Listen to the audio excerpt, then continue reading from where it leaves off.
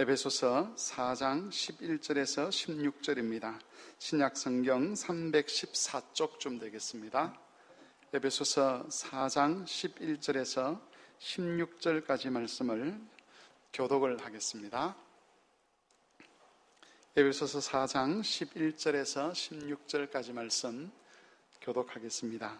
그가 어떤 사람은 사도로, 어떤 사람은 선지자로, 어떤 사람은 복음 전하는 자로, 어떤 사람은 목사와 교사로 삼으셨으니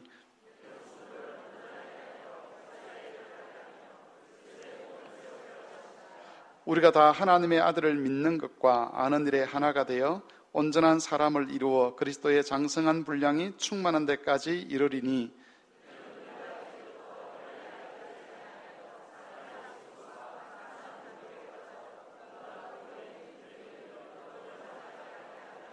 오직 사랑 안에서 참된 것을 하여 범사에 그에게까지 자랄지라. 그는 머리니 곧 그리스도라.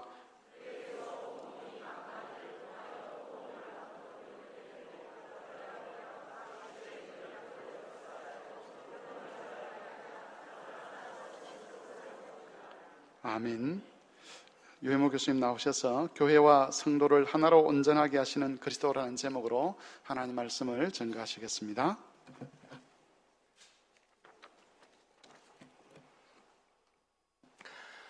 교회 여러분, 이 성경에서 어린이는 긍정적으로 사용할 때도 있고 부정적으로 사용될 때도 있습니다. 예수께서 주로 어린이들을 긍정적으로 사용하시는데요. 자기가 누구신가를 예수께서 아버지께 기도하시면서 지혜롭고 슬기 있는 자들에게는 숨기시고 어린 아이들에게는 나타내신 것을 감사하고 계십니다. 천국에서 누가 크냐 제자들 사이에 다툼이 있을 때에 어린 아이를 가운데 세우시고 어린 아이와 같아지지 아니하면 결단코 천국에 들어가지 못할 것이라고 경고했습니다. 그런데 서신서에 오면은 어린 아이들이 대개 부정적 의미에서 사용되고 있습니다. 바울 선생은 이 고린도전서 3장을 보면은 고린도 교인들이 신령한 자들이 아니라 육신에 속한 자 곧 어린 아이와 같다 그렇게 꾸중하고 계십니다. 아주 안타까움의 표시이죠. 히브리서도 보면은 5장 12절에서 13절에 때가 오래되었으므로 너희가 마땅히 선생이 되었을 터인데 말씀의 초보나 배우는 여전히 젖을 먹고 있는 어린 아이와 같다라고 책망을 합니다. 이 어린 아이처럼 사리 분별을 제대로 못하고 있는, 그래서 여전히 젖이나 먹는 초보 단계는 벗어버려야 된다고 경고를 하고 있습니다. 오늘 보면 14절에도 보면은 이제부터 어린 아이가 되지 아니하여라는 말씀이 나옵니다. 우리 한국교회 여전히 아이의 수준을 벗어버리지 못하고 있습니다. 얼마 전에 이 세계에서 제일 큰 장로교회라는 교회가 부자 세습을 했죠. 그 아들이 위임받을 때에 많은 교계의 유력한 신학자들과 인사들이 축복이랍시고 아부를 해대했습니다. 그 총회 재판국이 세습은 합법적이다 라고 면벌부를 주었고요. 그 신학교 교수들은 이런 부자 세습은 신사참배 결정에 버금가는 범죄라고 성명서를 발표하였고 그 신학교 학생들은 무제한 수업 거부에 들어가기도 했습니다. 결국 그 교단 총회가 재판국의 결정은 잘못됐다. 세상에서 일어나고 있는 것처럼 뇌물을 줘가지고 재판국 목사와 장로를 매수했을 가능성이 아주 큰 것이죠. 여전히 한국 교회가 어린 아이의 수준을 못 벗어나고 있는 그런 상황입니다. 만약에 시골에 있는 미자립 교회라면 부자 세습을 할까요? 그리고 미자립 교회에서 부자 세습을 하면 그거는 세상에 지탄을 받을 잘못된 세습이 아니고 칭찬받을 일입니다. 어느 부모가 자식에게 좋은 재산 주지 아니하고 참 굶어야 되는 교회를 너가 나처럼 평생 섬겨라 한다면은 그것은 정말로 뉴스거리가 될 만한 일이죠. 안타깝게도 우리 한국 교회가 이런 시절이 되었습니다. 우리 한국에 처음 와서 대동강가에서 순교를 하였던 그 토마스 목사 모 교회를 간 적이 있는데 예배당 문이 돌로 된 예배당인데 굳게 잠겨 있었습니다. 그 지역에는 목사가 없기 때문에 세습을 합니다.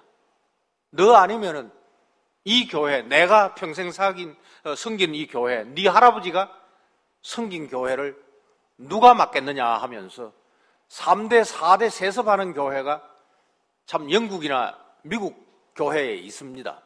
그런데 우리나라는 다르죠. 교회가 벤처 기업이 되어가지고 목사가 교회를 개척을 한다라는 것이 마치 사업을 시작하는 것처럼 자기가 일군 것처럼 이것은 내가 평생 피땀 흘려서 이룬 교회니까 내 자식이 유산으로 받아야 된다.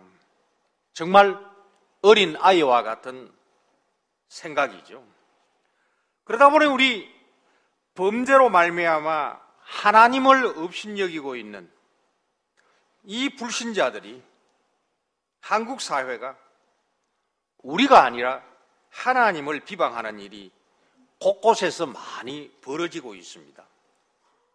의인들의 회중인 이 교회가 한국 사회와 한국 사람을 변화시키기는커녕 교회가 점점 악인과 죄인과 오만한 자의 자리로 변해가고 있는 겁니다. 그러나 교우 여러분, 성막교회와 같은 건강한 교회가 있다라는 것이 하나님께서 여전히 한국 교회를 사랑하고 계신다라는 중요한 증거입니다. 의인들의 회중, 교회가 아주 중요합니다. 우리 성막교회 교우들은 매주일 죄를 제복하고 사죄를 받는 의인들의 회중, 서로 돌아보아 사랑과 선행을 격려하면서 악과 죄를 끊고 이 사회를 변화시키는 하나님의 복된 회중이 되기를 바랍니다. 오늘 이 말씀을 가지고 교회와 성도를 하나로 온전케 하시는 그리스도, 오전 본문과 설교에서도 이 온전케 한다는 말씀을 많이 우리가 들었습니다마는 교회와 성도를 하나가 되게 하신다. 하나가 온전케 되게 하시는 그리스도를 우리가 뵙도록 하겠습니다. 첫째, 우리는 아이가 아닙니다. 둘째, 우리는 그리스도께서 우리를 온전케 하시려고 우리 교회를 세워주시고 직분자를 주셨습니다. 셋째로, 함께 그리스도의 한 몸, 의인의 회중을 함께 세우도록 하십니다. 첫 번째, 우리는 아이가 아닙니다. 이 에베소라는 동네는 이 당시에 지금은 터키입니다. 그 지역에 있는, 그 지역을 소아시아라고 하죠. 소아시아에 있는 가장 큰 항구였습니다.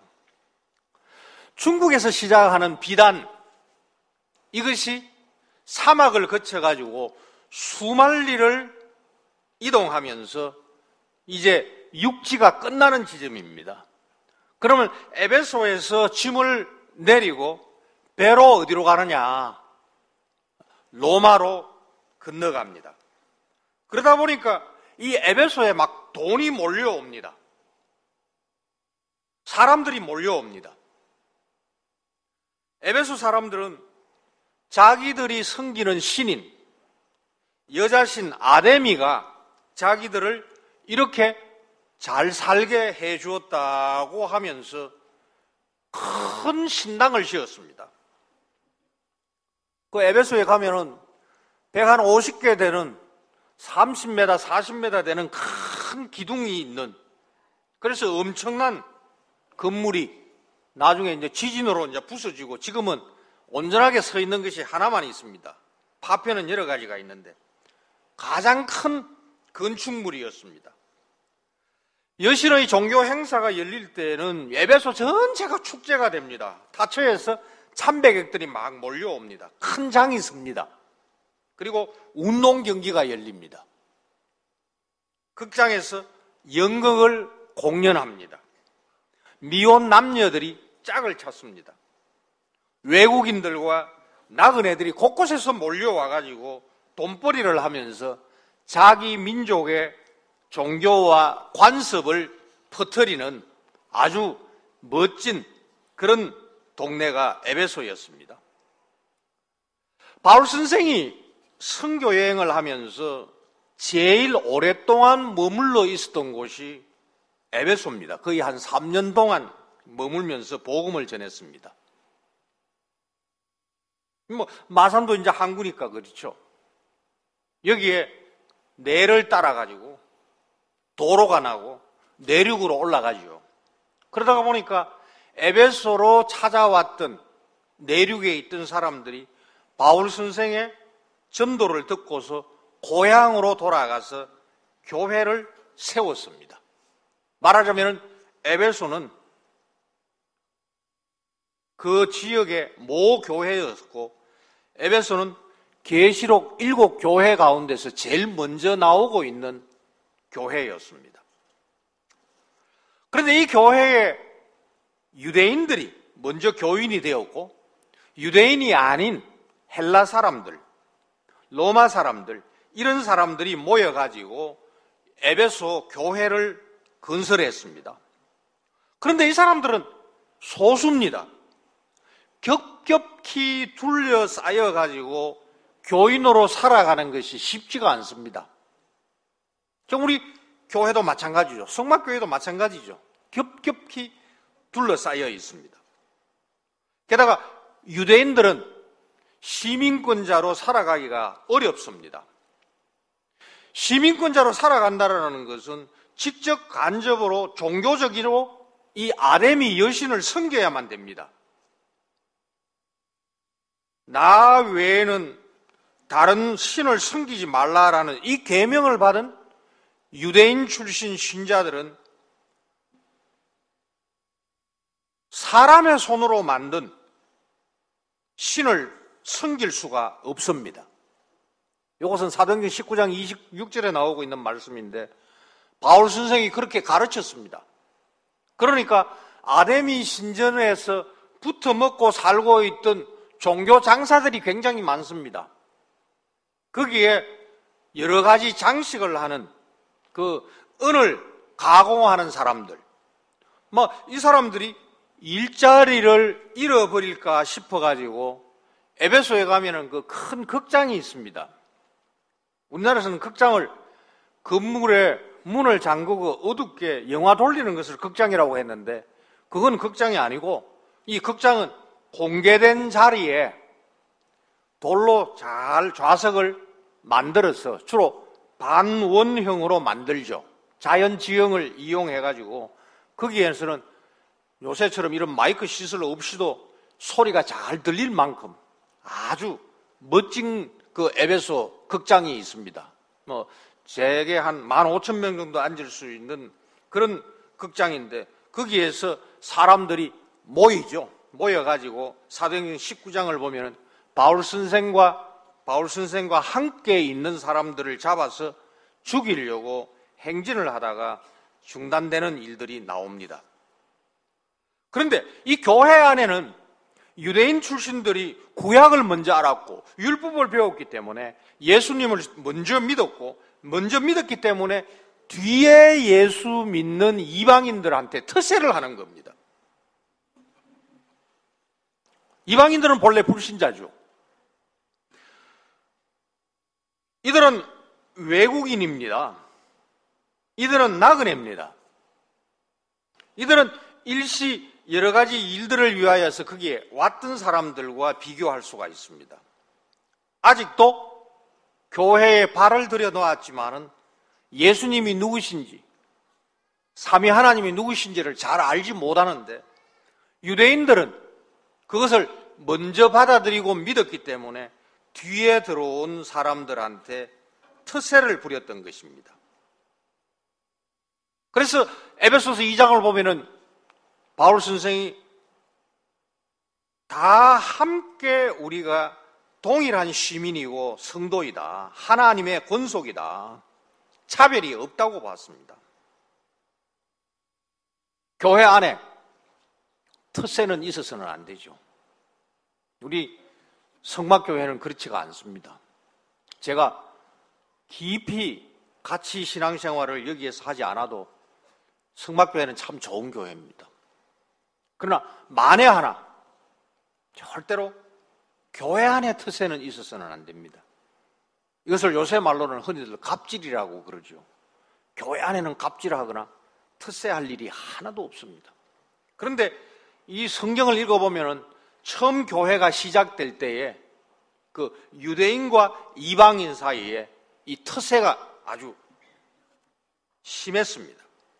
근데 이방인 출신 교인들은 더 아이와 같습니다. 구약 성경 잘 모릅니다. 예수님이 메시아인 것을 조금 알았지만은 여전히 자기들의 부모로부터 배웠던 종교, 관습, 습관, 언어에 익숙합니다. 그러다 보니까 14절에 사람의 속임수와 간사한 유혹에 쉽게 빠집니다.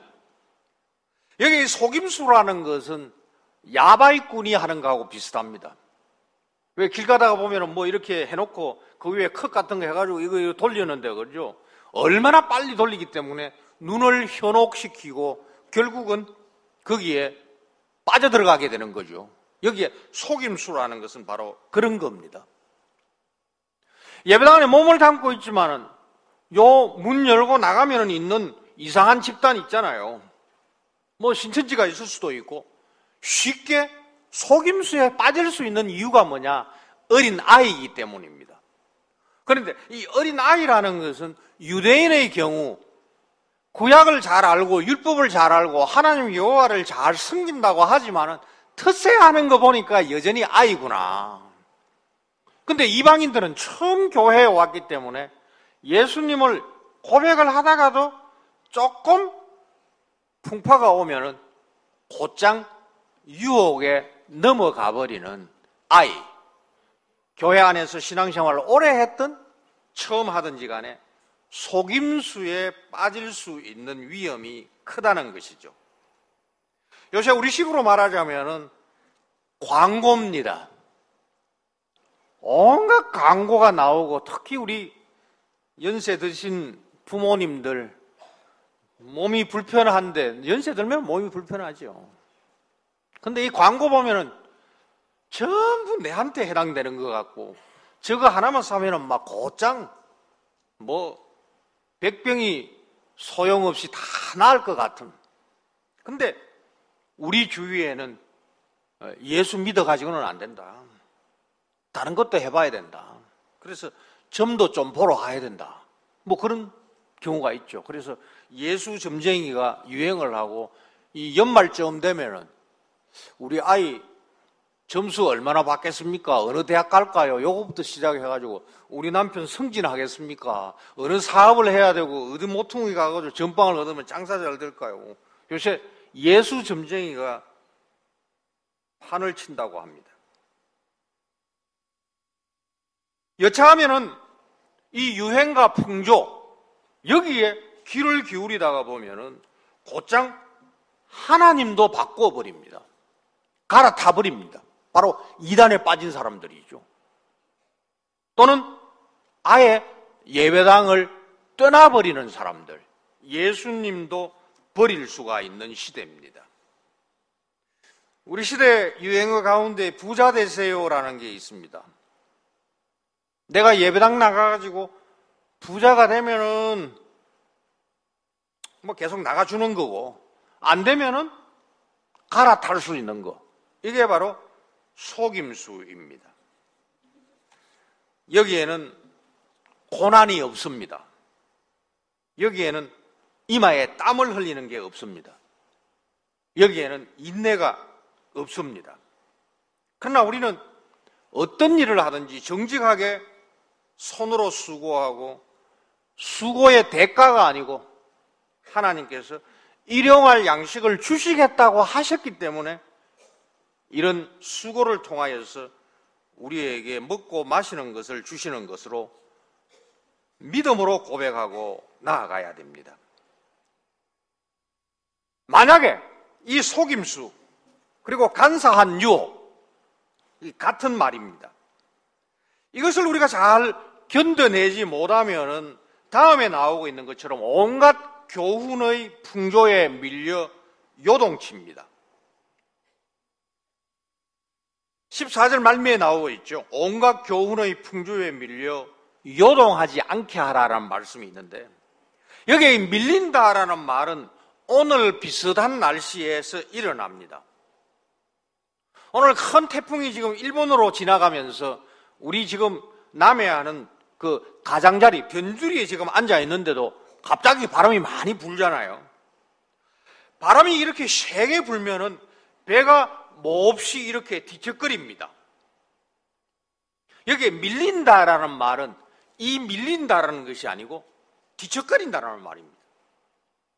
온갖 종교, 온갖 사상, 온갖 건강, 온갖 운동의 파도에 밀리면은 미성숙한 어린아이와 같은 교인들이 이렇게 뒤척거립니다. 뒤척거리면은 그 다음에 나오고 있는 말씀, 요동합니다. 요동은 뭐냐? 뒤척거리면은 배가 파도가 올수록 항구에 있어야 되는데, 닻을 내려야 되는데, 이 어린아이와 같이 닻을 내리지 못하고 속임수와 그리고 간사한 유혹에 빠져 있기 때문에 배가 뒤척거리다가 되면은 항구에서 요동질 치가지고 바다로 빠져나가는 겁니다. 그래서 이 에베소 교인들이 이 편지를 받으면은, 아, 이 말이구나. 우리가 어린아이와 같이 닻을 내리지 못하고 이렇게 온갖 풍조의 속임수와 온갖 잘못된 유혹에 우리가 빠지게 되면은 이렇게 배가 뒤척거리는 것처럼 뒤척거리다가 결국은 배가 항구에 정박하지 못하고 바다 한가운데 가가지고 결국은 침몰하게 되는구나. 닻이 없기 때문이죠. 지금 한국교회가 당하고 있는 상황입니다. 한동안 교회에 사람들이 많이 몰려왔습니다. 그런데 온갖 풍조, 온갖 사상의 공격에 항복하고서 뒤척거리다가 이제 교회라는 곳에 닻을 내리기보다는 바다 한가운데로 가가지고 항방 없이 헤매거나 침몰하고 있기 때문에 교회가 비어가고 빈자리가 많은 것입니다. 이 경우 닻은 우리 주 예수 그리스도, 하나님의 아들을 예수 그리스도를 믿는 것과 아는 일입니다. 감사하게도 성막교회 교우 여러분들은 아이가 아닙니다. 예수님의 보혈, 시냇가 성막교회에 신긴 교우들은 하나님의 말씀을 사모하고 주야로 읊조리면서 온갖 영양분을 이 교회로부터 공급받아 가뭄이 와도 걱정이 없고 잎사귀가 청청하고 시절을 쫓아 과일을 맺는 복 있는 교우들입니다. 주께서 이 일을, 우리를 이와 같이 시편 1편의 말씀처럼 복 있는 사람으로 만드시기 위하여서, 그것이 곧 우리를 온전케 하시기 위하여서, 우리를 하나로 온전케 하시기 위하여서 우리에게 직분자를 주셨습니다. 우리 모두가 예수 그리스도를 믿고 아는 일에서 아이였던 적이 있습니다. 그러나 이제부터는 아이여서는 안 됩니다. 온전한 사람, 여기 온전한 사람이라는 것은 시작하였을 뿐만 아니라 과정도 경주를 잘 하면서 때에 맞게 열매가 열리는 완숙한 사람, 그 온전한 사람, 장성한 사람이라는 뜻입니다. 우리가 이렇게 온전한 사람 되도록 자기 피로 사신 교회를 사랑하시는 그리스도께서 11절 말미에 보면은 이 목사와 교사를 주셨습니다. 11절 말미에 보면은 우리 번역은 이 목사와 교사로 이 삼으셨다라고 되어 있는데, 이전의 번역, 개역에서는 목사와 교사를 주셨다라고 번역을 했습니다. 그 번역이 옳습니다. 목사와 교사로 삼은 것이 아니고 목사와 교사를 주셨다. 이것은 하나님이 세상을 이처럼 사랑하사 독생자를 주셨으니, 우리가 독생자를 주십시오 해가지고 주신 것이 아니고 하나님이 우리를 사랑하셔서 독생자를 주셨습니다. 하나님이 판단하시고 하나님이 주도하시면서 하나님이 우리에게 그리스도를 선물로 주셨던 것처럼, 우리 성막교회는 아무개 목사가 있었으면 좋겠습니다. 우리가 청해가지고 하나님께서 목사를 세운 것이 아니라 목사를 성막교회에 선물로 주셨다. 교사를 성막교회에 선물로 주셨다라는 말씀입니다. 온전이라는 이 말씀, 오전에도 나왔습니다. 예수 그리스도는 믿음을 온전케 하신, 완성시키신 분입니다. 온전은 이 경우 훈련하고 잘 구비시켜가지고 성도답다라는 말입니다. 여기 온전은 우리가 잘 알고 있는 본문처럼 성경은 하나님의 사람으로 온전케 하며 모든 선한 일을 행하기에 온전케 하려 함이라. 우리는 온전하지 아니한 자입니다. 우리를 온전하게 하기 위하여서 성부, 성자, 성령 하나님께서 인내로서 특별히 예수 그리스도의 십자가에서 협동하심으로 우리를 만들어 주셨고, 우리를 기억하게 할 수 있게 위하여 성경을 우리에게 주셔서 예수님을 닮아서 예수님답게 살아가게 하는 것, 이게 바로 온전케 한다라는 뜻입니다. 그래서 목사와 교사가 하는 일이 뭐냐? 모든 교우들이 예수님을 닮아서 예수님답게 점점 성장하여서 장성한 모습으로 나아가게 하는 겁니다. 의사가 의사다우면 명입니다. 좋은 표현은 아니지만 도둑이 도둑다우면 대도가 되는 것이죠. 결코 그렇게 해서는 안 되겠습니다만은, 이렇게 우리가 그리스도께까지 자라가야 된다. 제가 그렇게 학생들을 가르칩니다. 예수 그리스도가 잘 안 보입니다. 바로 이 자리가 예수 그리스도를 보여주는 자리입니다. 목사는 예수 그리스도를 말로 선포하고 삶으로 보여줘야 된다. 그렇게 하여서 교회가 교회답고 성도가 성도답고 온전케 하는 성경을 잘 가르치도록 목사를 주셨습니다. 목사를 주셨는데 목사가 목사답게 제대로 일을 하면은 교인들이 두 가지 일을 잘 구비를 합니다. 그게 12절입니다. 봉사의 일과 그리스도의 몸을 세우는 일을 합니다. 이게 사실은 하나입니다.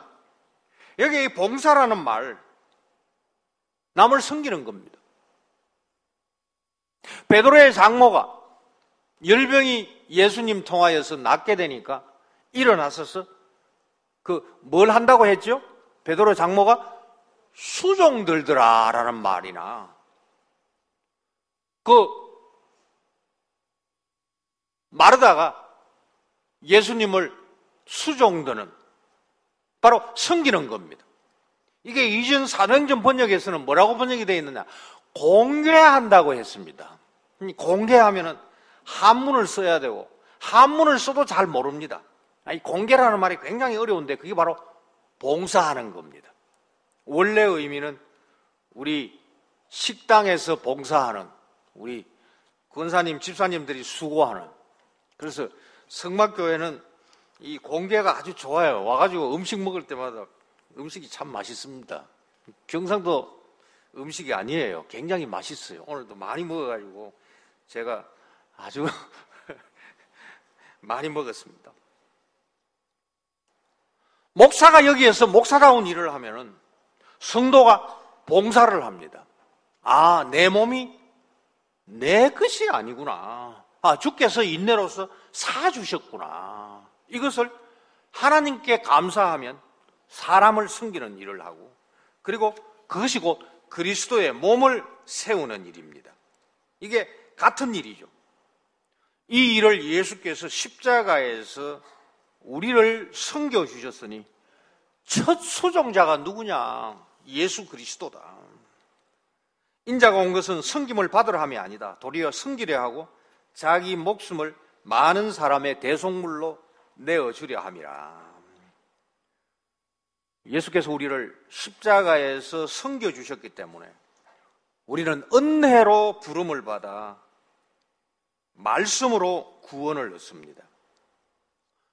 우리를 섬겨주신 예수님의 구원을 받아 이 구원을 누리는 성도는 모두 섬기는 봉사자요, 직분자입니다. 그래서 직분이라는 말이 원래는 봉사입니다. 근데 그 봉사자 가운데서 모범된 사람, 봉사자 가운데서 먼저 아름다워진 사람, 봉사자 가운데서 마치 물이 차면은 넘치는 것처럼 이렇게 넘치는 방식으로 남에게 봉사의 유익을 끼쳐줄 수 있는 사람, 그 사람을 우리가 편의상 직분자다, 장로다, 집사다, 권사다고 하지만은 우리 모두는 봉사자가 되는 거. 그게 바로 12절의 말씀입니다. 우리 모두가 봉사를 해야 되고 우리 모두가 그리스도의 몸을 세우는 일을 해야 된다. 따라서 우리 성막교회에서는 직분을 벼슬로 생각하는, 야, 이 바보 등신아, 니는 말이야 수십 년 교회에 돈 갖다 바치면서 아직도 장로 안 됐나, 뭐 그런 얘기 하잖아요. 직분을 벼슬로 생각하거나 명예로 생각하는 일은 바로 어린 아이와 같습니다. 직분자는 누구보다도 더 섬길 수 있는 사람. 그래서 다른 지체들, 그리스도의 몸에 속한 지체들이 자기와 같은 봉사자가 될 수 있도록 앞장서는 사람, 최일선에 서 있는, 아주 심하게 말하자면 총바지처럼 온갖 욕은 다 얻어먹고 그것이 교인들 각자에게 유익되도록 하는 사람이 말하자면 장로, 집사, 권사라는 직분입니다. 이제 모든 성도들을 그런 봉사의 본을 보여가지고 왜 그렇게 섬기십니까? 아, 나는 원래 빚진 자입니다. 따라서 나는 예수님께는 내가 머슴입니다. 여러분에게는 내가 도움입니다. 그게 바로 봉사한다, 섬긴다라는 말씀의 뜻이죠. 아, 그러니까 내가 교회에서 섬김을 받았으니까 세상에 나가서 나는 섬겨야 되겠구나. 섬김을 받았기 때문에 섬기고, 섬김을 받은 자로부터 섬김을 받는 자가 교회 안과 밖에서 섬기도록 하는 것. 이것이 바로 예수 그리스도의 몸을 세우는 것입니다. 몸을 세우는 것은 교회가 부흥하는 것이지만 교회가 부흥하면 세상이 덕을 보는 겁니다. 예수쟁이 때문에 세상이 돌아가는구나. 요셉 때문에 보디발이 부자가 되는 것처럼 바로 성막교회 때문에 옆에 있는 사람들이 덕을 보는구나. 그것이 모든 성도들이 봉사의 일을 하고 그리스도의 몸을 세운다라는 말씀의 뜻입니다. 교우 여러분, 예수 그리스도는 머리입니다. 우리는 그 몸이요, 우리는 지체입니다. 그런데 이 몸은 보입니다. 성막교회. 지체도 보입니다. 성막교회 교인들, 형제 자매들. 그런데 머리는 잘 보이지 않습니다. 온전한 머리는 보이지 아니하고 불완전한 몸과 불완전한 지체는 보입니다. 이것이 바로 교회의 사명입니다. 교회의 교회다움, 지체의 지체다움, 바로 여기에 머리다움, 그리스도다움이 나타납니다. 그러면 그리스도의 이름이 영광을 받습니다. 정반대로 교회가 교회답지 아니하고 지체가 지체답지 아니하면 하나님이 이방인의 모독을 받는 것입니다. 이게 바로 한국교회가 처한 상황이지만 우리 성막교회가 그렇지 아니하는 것 감사하면서 이미 시작한 경주의 이 길을 모든 교인들이 끝까지 완주하여서 그리스도의 머리다움을 이 주위에 잘 나타내시기를 바랍니다.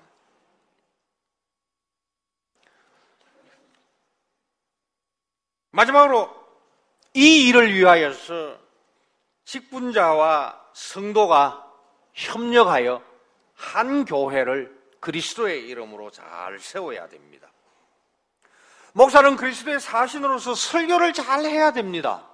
여기 잘한다는 것은 유창하게 할 수 있다는 말도 되지만 더 중요한 것은 그 설교의 내용이 바로 성부, 성자, 성령 하나님을 전도하는, 전파하는, 예수님을 가르치는 바로 이 일을 목사가 잘 해야 됩니다. 세례와 성찬을 베풀 일이 있어야 됩니다. 가면 갈수록 유아세례 베푸는 교회가 없습니다. 근데 이 교회 목사는 굉장히 행복합니다. 유아세례 베푸는 일이 얼마나 많은지 내가 물어보지는 않았지만 이렇게 자주 유아세례 베푸는 교회가 없어요. 목사가 목사로서 일을 잘했다는 1차적인 증거입니다. 성찬 자리에 수찬 정지당한 교인들 때문에 성찬 자리가 비어 있는 것이 아니고 한 사람도 빠짐없이 성찬 자리에 참여하는 거 바로 목사가 목사답기 때문입니다. 목사답지 아니한 목사가 굉장히 많습니다. 목사가 목사답게 일을 하려고 하면 옆에 있는 목사들이 대강해라라는 것이 요새 분위기입니다.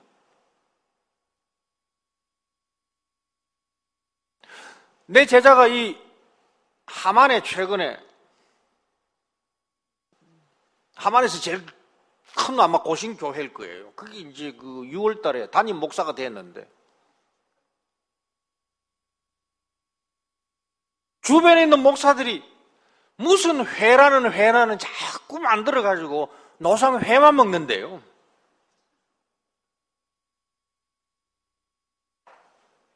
그래서 나가면은 설교 준비에 지장이 되고 안 나가면은 돈이나 그럼 좀 내라. 돈 내기도 좀 그렇고 하니까 왕따를 당한다. 그러니까 우리 성도들이 세상에서 나가가지고 왕따 당하면서 믿음 지키는 이 어려움이 목사 세계에도 있습니다. 이 얘기는 여러분들의 목사를 칭찬하고 그렇지 못한 목사를 비판하기 위한 것이 아니라 목사를 위해서 기도 많이 하시기를 바랍니다. 목사가 매주 여기에서 선포하는 설교 결코 쉽지가 않습니다.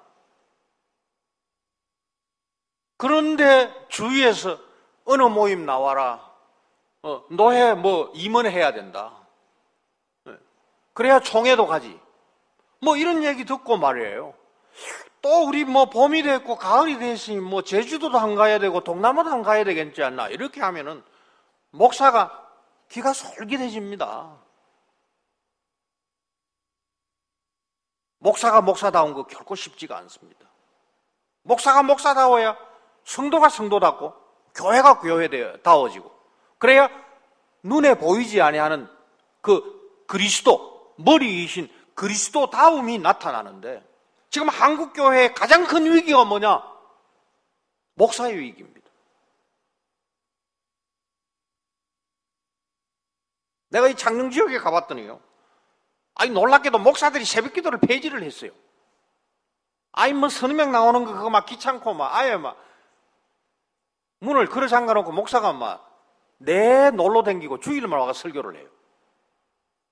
아 세상에 목사들이 이렇게 이 완전히 밥벌이꾼으로 이렇게 타락하기가 이렇게 쉬운지 모르겠어요. 교우 여러분, 목사를 위해서 기도 많이 하시기를 바랍니다. 그것은 목사 개인이 아니에요. 직분자 목사, 말씀을 맡은 봉사자인 목사가 전심전력해서 기도하고 말씀 공부할 수 있도록 교우들이 배후에서 기도해 주셔야 됩니다. 목사 설교 그냥 안 나옵니다. 목사 설교 굉장히 어렵습니다. 그냥 책 본다 해가지고 설교가 나오지 않습니다.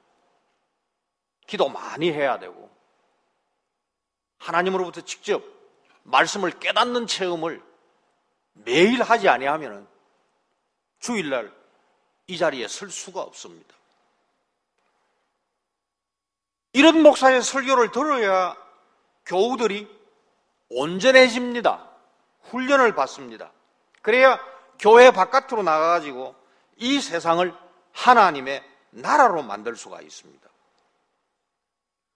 교회가 이 땅에 존재하는 이유, 하늘과 땅의 모든 권세를 부여받으신 부활하시고 승천하신 하나님 보좌 우편에 앉아 계신 예수 그리스도를 전하고 예수 그리스도께서 우리를 자기 포로로 만들어 주었습니다. 우리 각자 우리 집안의 그 신앙생활 배경 한번 살펴보십시오. 그리스도가 우리를 포로로 만들었다. 우리를 잡아가셨다. 거기에서 잡아가지 않았으면 우리가 미신에 잡아 있을 것이고 이 불신과 온갖 더러운 것에 빠져 있을 것이다. 우리를 포로 만들어 자기보다 남을 낮게 여기는, 그래서 자기를 닮은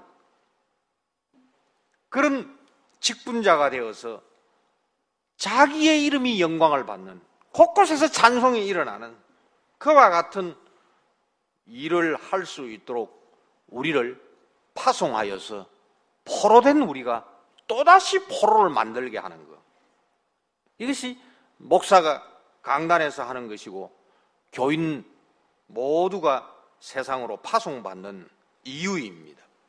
이렇게 우리 각자가 우리 은사를 잘 사용할 때 그리스도의 몸은 성장합니다. 세상을 정복합니다. 잘 구비되어 세상에서 버팀목이 되어 곳곳에서 그리스도의 향기로 채웁니다. 바로 이것이 4장 10절 말미에 나오고 있는 만물을 충만하게 하려 합니다 라는 말씀의 뜻입니다.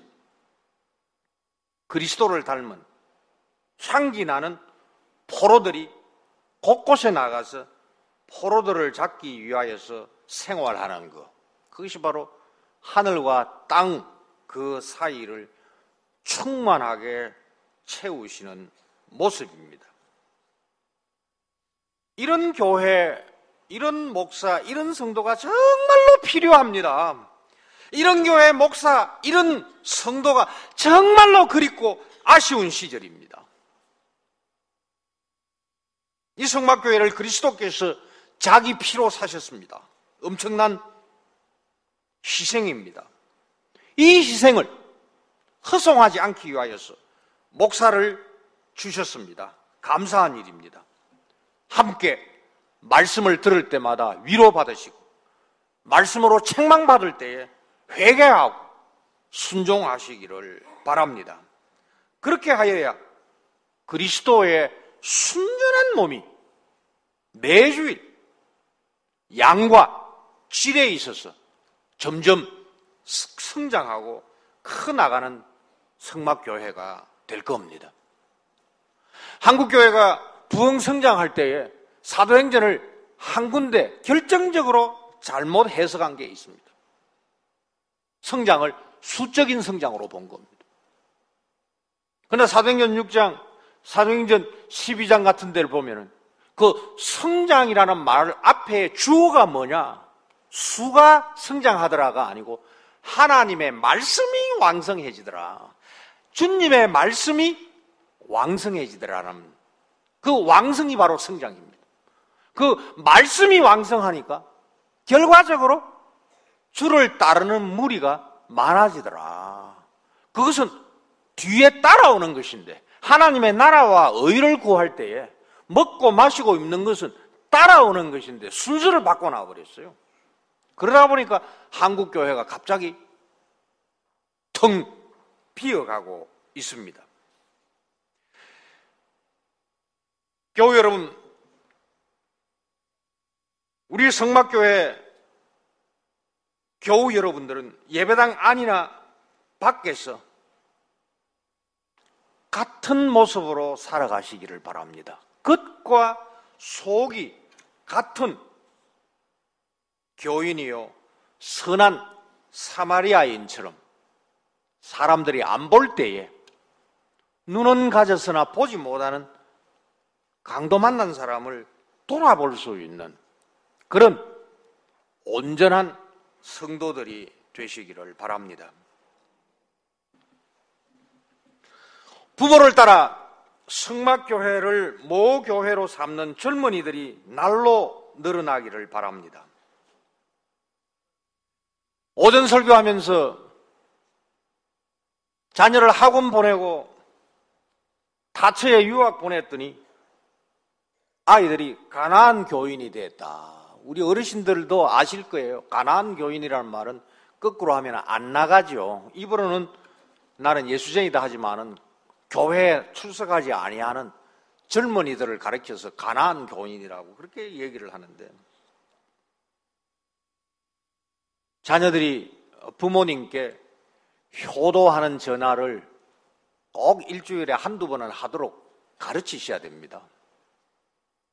그러나 이제는 생각을 조금 바꾸실 때도 됐습니다. 내 자식이 전화하기 전에 내가 먼저 전화해야 되겠다. 금요일이나 토요일에 전화하셔가지고 주일날 교회 가라. 올해는 화요일 전화해가지고 그래 말씀이 어떻더노? 그대로 말씀대로 살아가고 있나? 내가 평생 너를 위해서 수고하고 헌신한 것이 대학 졸업장이거나 직장 취직이 아니고 바로 내 믿음이다. 어디로 가든지 네 조부의 믿음, 나의 믿음, 이 믿음 꼭 지키도록 해라. 꼭 전화를 하시기를 바랍니다. 대체 생각하시기를 내 아이들은 객지에서도 교회 잘 나갈 거다. 그래서 어느 교회 나간다라고 그렇게 자랑스럽게 여기실 수도 있고 말씀하실 수도 있는데 그거는 자녀를 너무 믿는 겁니다. 이 청년 시절 대학이나 취직하고 나면은 유혹거리가 너무 많습니다.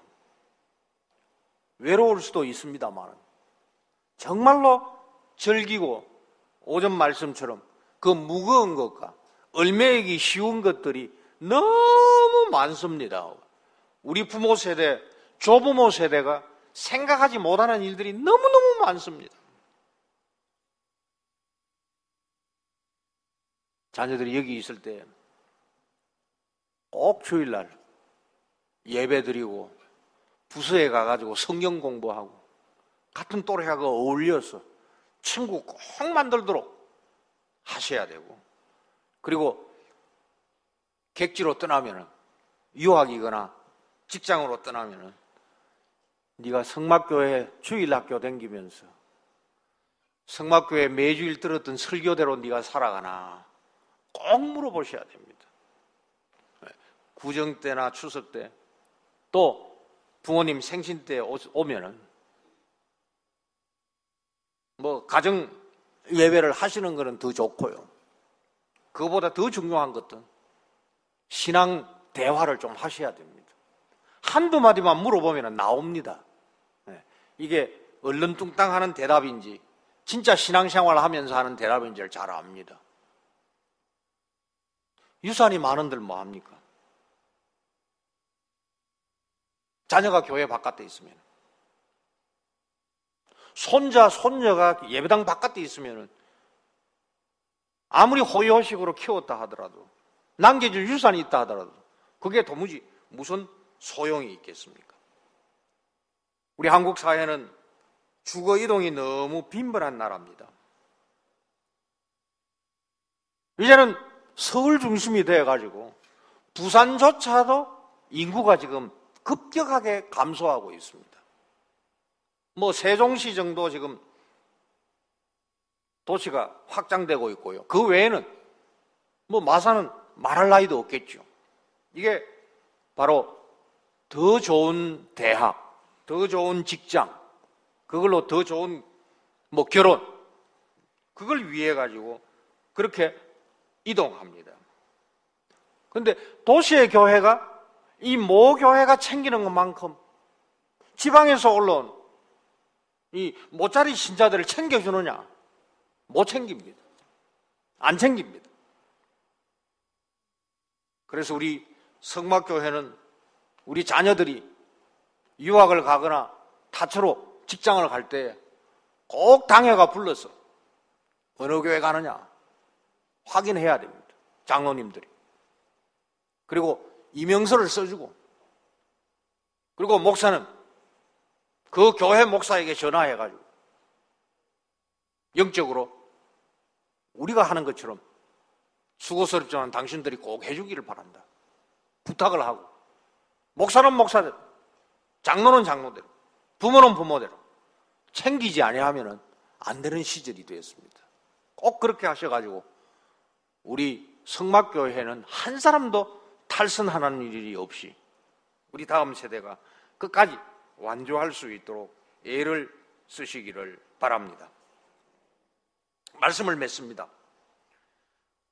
오늘도 주님께서 우리를 의인들의 회중인 성막교회로 불러 말씀으로 인내하며 온전하게 하시고 우리 죄를 용서하시고 오늘 오후에도 우리 각자를 자기를 닮은 직분자로 새롭게 세워주십니다. 하나님 아버지께서 독생자 예수 그리스도를 우리에게 주셨듯이 오늘 예수님께서 우리 각자를 자기의 언덕으로 채워 직분자로 세워 우리를 파송하실 것입니다. 따라서 우리는 부활하신 예수 그리스도로부터 매주일 직분자로 세움을 받았으니 우리 자신을 선전하지 말고 우리를 우리로 만들어주신, 우리를 직분자로 세워주신 우리 목자장 예수 그리스도를 드러내는, 그래서 보이는 몸으로서 보이지 아니하는 머리를 잘 드러내는 머슴과 도우미로서 한 주간 이 세상에서 승리하시기를 바랍니다.